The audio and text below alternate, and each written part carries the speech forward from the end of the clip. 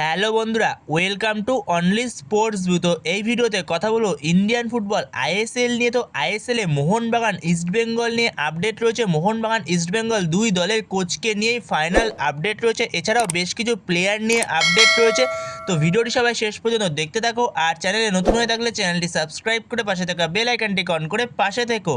তো সেখানে যদি সবার প্রথমে মোহনবাগানের কোচ নিয়ে কথা বলি, তো মোহনবাগানের কোচ পানাজিওটিস ডেলিম্পেরিস, তাকে মোহনবাগান সাইন করাবে। তো সেটা বলেইছিলাম, প্রায় কনফার্ম হয়ে গেছিলো, 99% কনফার্ম ছিল যে পানাজিওটিস ডেলিম্পেরিসকেই মোহনবাগান সাইন করতে যাচ্ছে পাঞ্জাব এফসির প্রাক্তন কোচ।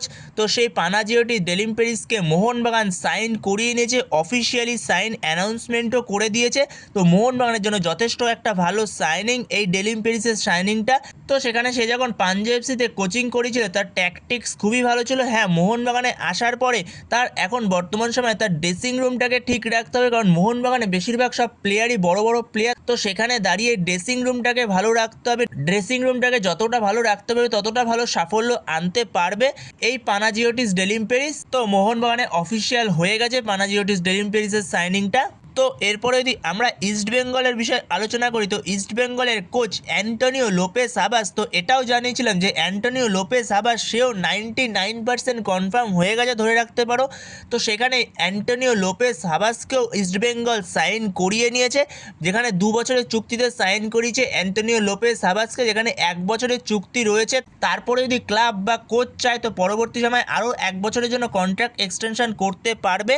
তো সেখানে অ্যান্টনিও লোপেস হাবাসকে 2 বছরের চুক্তিতে নিয়ে এসছে ইস্টবেঙ্গল ম্যানেজমেন্ট, কিন্তু এখনও তার অফিসিয়াল অ্যানাউন্সমেন্টটা হয়নি ইস্টবেঙ্গল পেজ থেকে। তো সেটাও খুব শিগগিরই হয়ে যাবে, ইস্টবেঙ্গল পেজ থেকে অফিসিয়াল অ্যানাউন্সমেন্টও করে দেবে অ্যান্টনিও লোপেস হাবাসের। তো অ্যান্টনিও লোপেস হাবাস সে ইস্টবেঙ্গলে ফিরছে, তো আবারও তাকে কলকাতায় দেখতে পাওয়া যাবে ইস্টবেঙ্গলের কোচের পদে।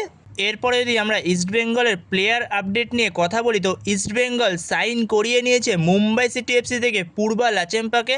পূর্বা লাচেম্পাকে ইস্টবেঙ্গল 2 বছরের চুক্তিতে সাইন করিয়ে নিয়েছে, যেখানে ইস্টবেঙ্গলের কাছে অলরেডি প্রভসুকান সিং গিল রয়েছে। তারপরে পূর্বা লাচেম্পাকে সাইন করিয়েছে। পূর্বা লাচেম্পা হয়তো যত সম্ভব হতে চলেছে ইস্টবেঙ্গলের সেকেন্ড গোলকিপার, যেখানে ফার্স্ট গোলকিপার হিসেবে প্রভসুকান সিং গিলই স্টার্ট করবে। তো সেখানে ইস্টবেঙ্গলের জন্য একটা ভালো সাইনিং, ভালো একটা গোলকিপার ব্যাকআপ সাইনিং।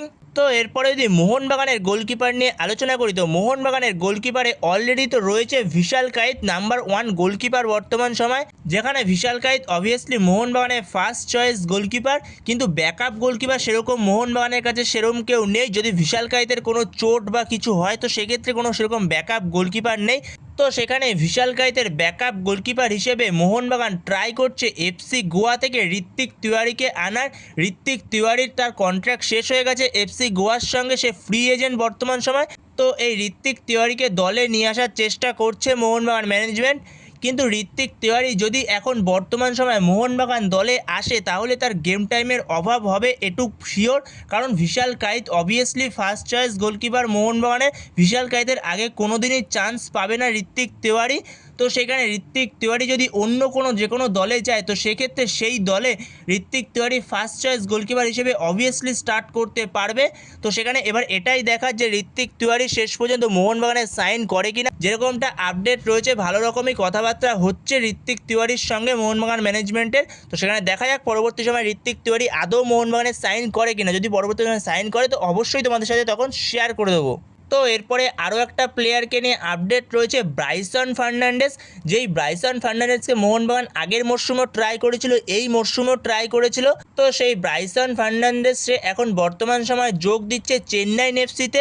তো সে এফসি গোয়া ছেড়ে চেন্নাইন এফসিতে যোগ দিচ্ছে, যেখানে ব্রাইসন ফার্নান্ডেসকে মোহনবাগান লাস্ট 2 বছর ধরে ট্রাই করেও আনতে পারলো না। সে এখন বর্তমান সময় চেন্নাইন এফসিতে সাইন করেছে। তো যথেষ্ট ভালো একটা সাইনিং চেন্নাইন এফসির জন্য, এবং ব্রাইসন ফার্নান্ডেসের জন্য ভালো সাইনিং। কারণ ব্রাইসন ফার্নান্ডেস যদি মোহনবাগানে সাইন করতো সে সেরকম গেম টাইম পেতো না, এটা স্বাভাবিক।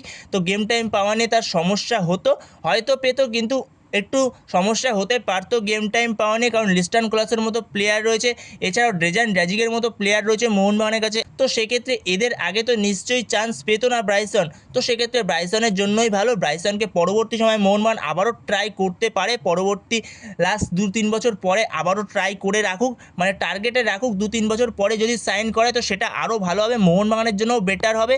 তখন ব্রাইসন আরও একটু সিনিয়র হয়ে যাবে, তো সেক্ষেত্রে মোহনবাগানের জন্য সেটা ভালো হবে এবং ব্রাইসনের জন্য সেটা ভালো হবে।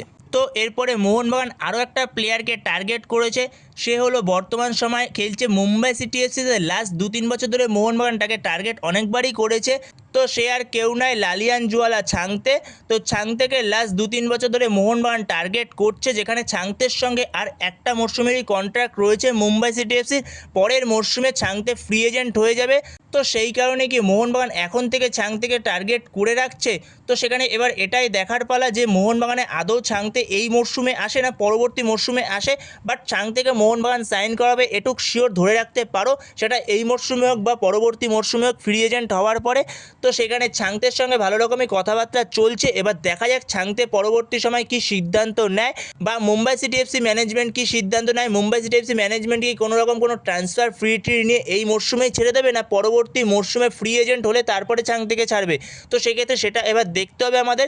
তো সেখানে ছাংতের সঙ্গে ভালো রকমই কথাবার্তা চলছে, তো এরকমই আপডেট রয়েছে।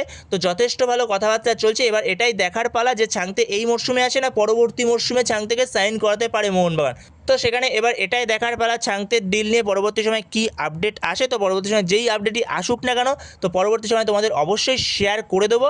তো বন্ধুরা এই ভিডিওতে এই পর্যন্তই। তো এই ভিডিওতে এই আপডেটগুলো নিয়ে আলোচনা করার ছিল। তো ভিডিওটি ভালো লাগলে অবশ্যই লাইক শেয়ার সাবস্ক্রাইব করতে ভুলো না। তো নেক্সট ভিডিওতে দেখা হচ্ছে, ততক্ষণের জন্য বাই বাই।